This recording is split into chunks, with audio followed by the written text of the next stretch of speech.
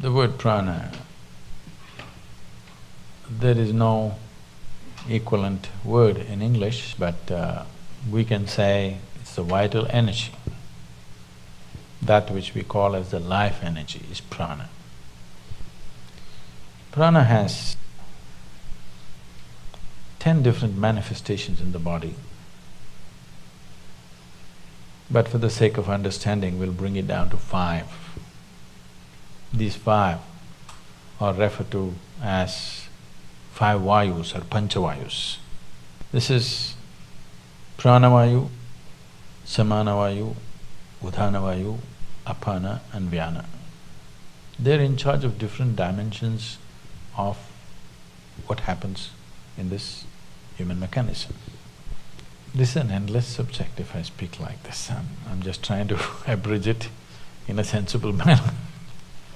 Taking charge of this. Yama means to control or to take charge. Pranayam means a method with which you want to take charge of these panchavayus.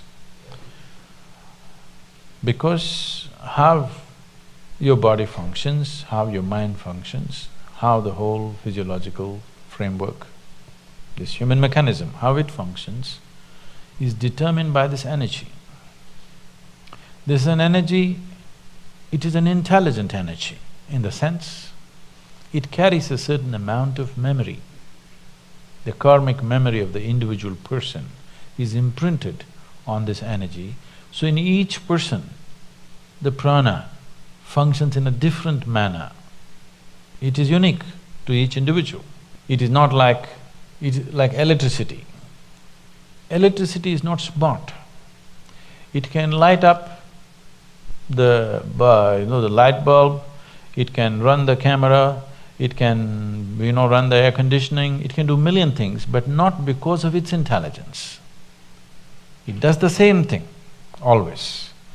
Because of a particular device, a certain thing happens. But now I'm talking about, this will happen in future, that you may have smart electricity. It is not far away. In the next 50 years, you may have smart energy, that the energy behaves in a particular way. You can make it behave in a certain way because you can imprint certain memory upon it. So this is an intelligent energy where a certain amount of imprint is there. Because of that, it functions in a specific manner in an individual person. That is going into an extremely refined form of pranayam where we particularly design something for an individual person because he's in a certain way.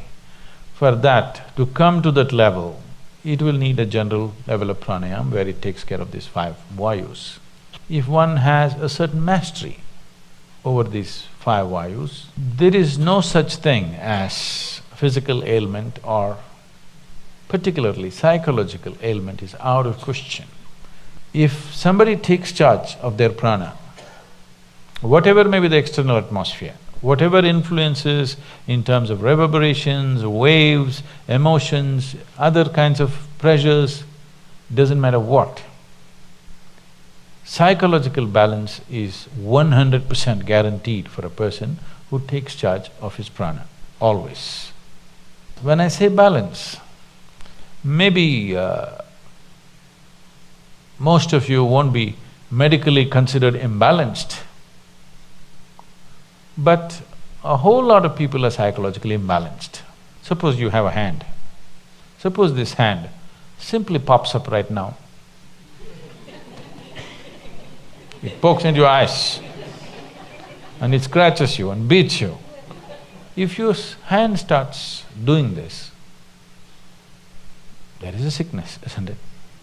At least your hand is sick. Let me not blame the whole person. At least your hand is sick for sure, isn't it? Well, this is what most people's minds are doing. Every day it scratches you from inside, makes you cry, make you bawl, make you worry. In so many varieties of suffering, it pokes your eyeballs out many times. Is it not doing? It is sick. Maybe in a socially accepted manner, but it is sick. So one who takes charge of his prana can be 100% assured his psychological balance is there, you cannot shake it. Physiological balance also is there, but physiological ailments may happen due to various reasons. One thing is there are infections and other, organisms who want to live. Yes, they want to live. Another thing is variety of chemicals and poisons and stuff we may swallow knowingly, unknowingly, and it can cause things. So physiological ailment is, I would say, 90% guaranteed that it won't happen. But psychological well-being is 100% guaranteed. If you're psychologically in an extremely good place, 10% of physiological problems are not even a problem,